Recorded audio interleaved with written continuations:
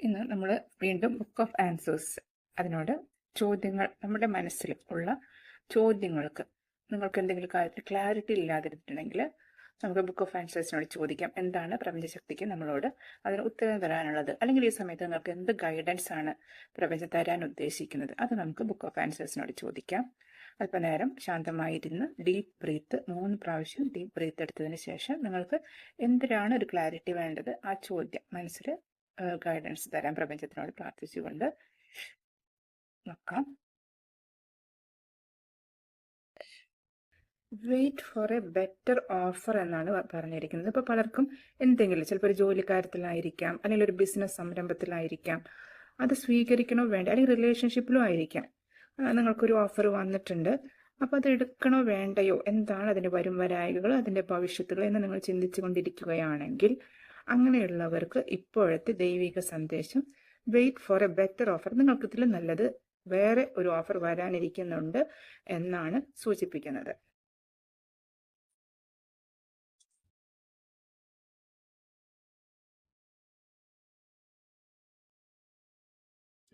അടുത്തത്,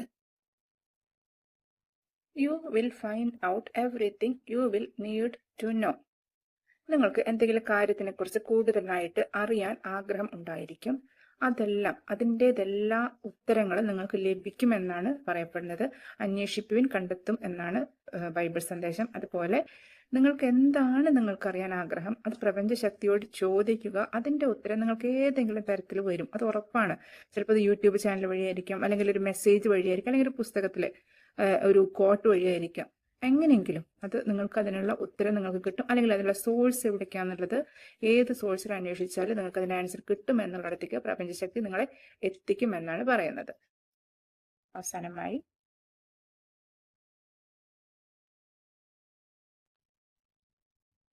it is certain. നിങ്ങളുടെ മനസ്സിൽ എന്തെങ്കിലും കാര്യത്തിനെ കുറിച്ചിട്ടൊരു സംശയമുണ്ട്, അത് നടക്കുമോ നടക്കില്ലേ എന്നൊരു സംശയം നിങ്ങളുടെ മനസ്സിലുണ്ടെങ്കിൽ അത് തീർച്ചയായും നടക്കുമെന്നാണ് പറയുന്നത്.